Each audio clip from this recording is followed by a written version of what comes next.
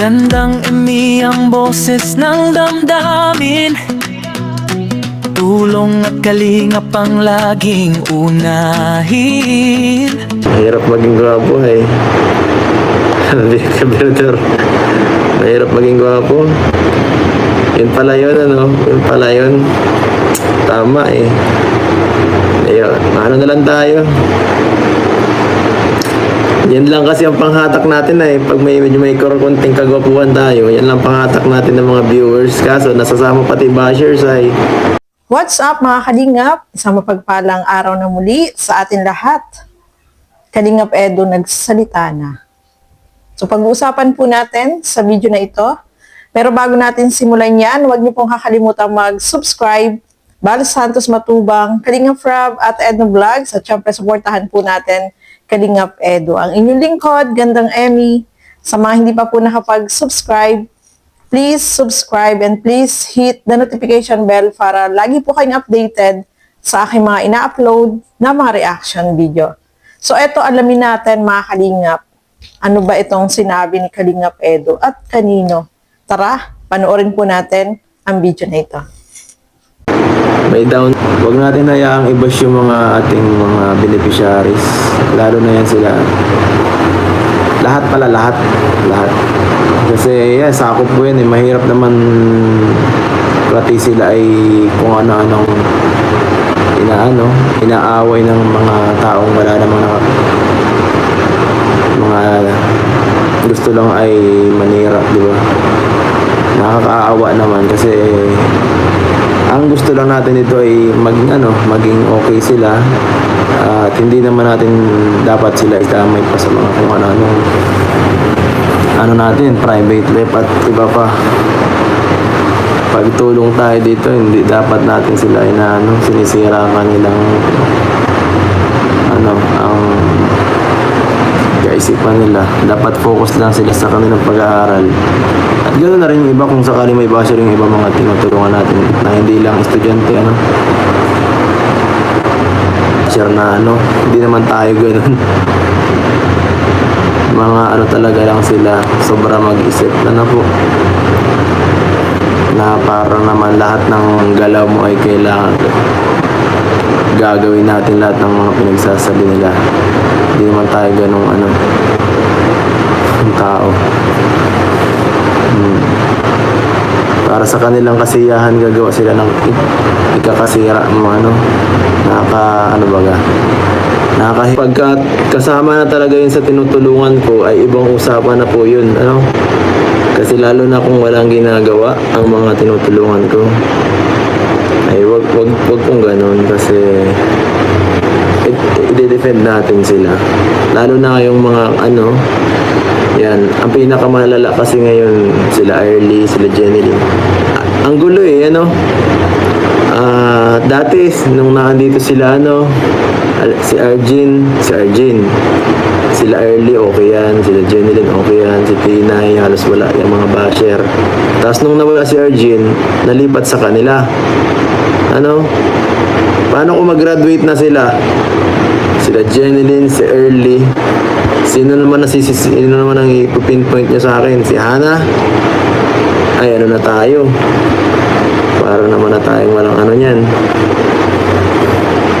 Wala na sa ayos. Pati si Nanay Rosa, pag nawala na si Hana, si Nanay, si Rodeline, si Jovelyn, sino pa? Pag wala na si Nanay Rosa na talaga pinakasunod niya, may pagsisilosan pa.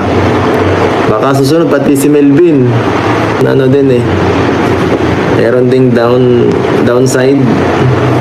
So eto mga kasukay, mga Kalingap. Si Kalingap Edo, alam natin, sanay na siya sa mga bashing, Sabi nga niya, hindi niya pinapatulan, hinahayaan niya lang, hindi siya sumasagot sa mga basher. Alam niya na below the belt na yung mga pero nandyan lang siya tahimik. Minsan lang, pag sa live, talagang nagre-real talk po siya, mga Kalingap. So, etong mga beneficiary ni Kalingap Edo ay nababas din, Pinag-iisipan ng hindi maganda ng mga basher.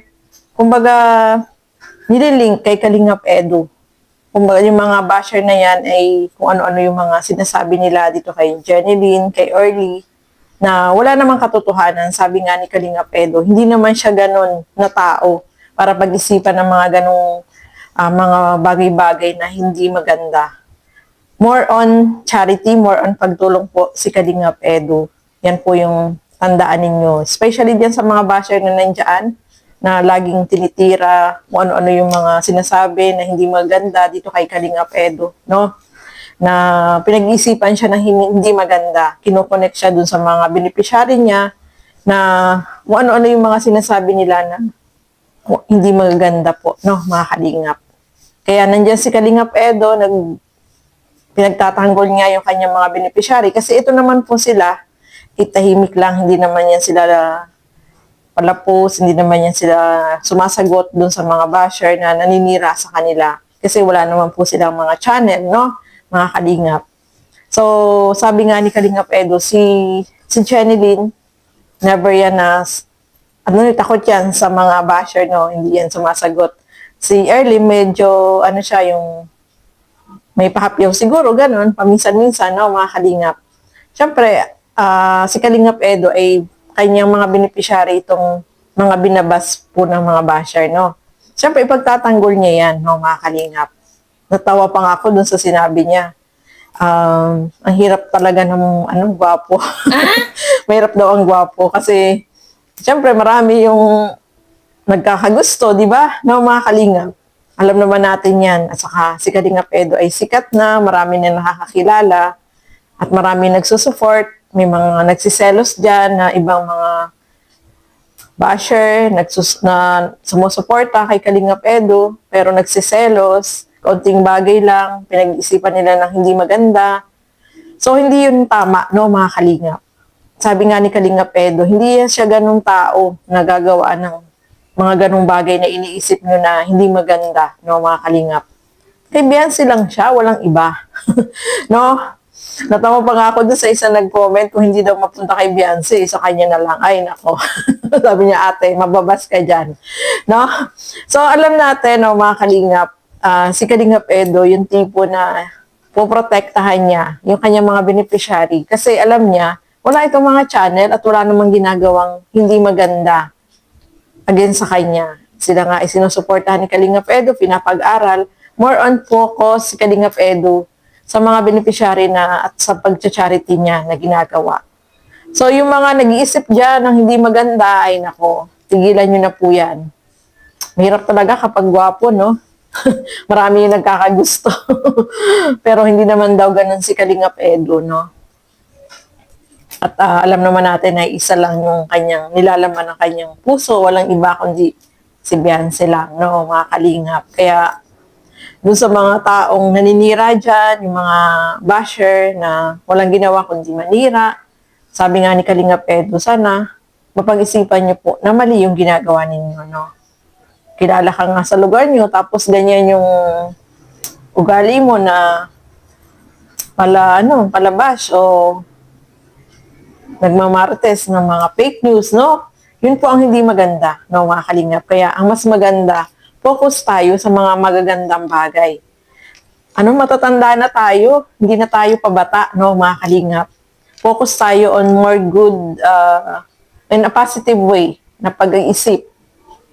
Mag-isip tayo kung ano yung mga makabubuti, hindi yung makakasama sa kapwa natin, no, mga Kalingap. So, ayan po, no, maraming salamat po sa inyong walang sawang panunood at pagsuporta dito sa aking mga ginagawang reaction video. Siyempre, supportahan po natin lahat ng mga Kalingap partners, Kalingap Reactors, ang inyong lingkod, Gandang Emmy. Sa mga hindi pa po nakapag-subscribe dyan, please subscribe and please hit the notification bell para lagi po kayong updated sa aking mga ina-upload na mga reaction video. So hanggang dito na lamang po muna. Thank you and God bless sa atin lahat. Bye-bye!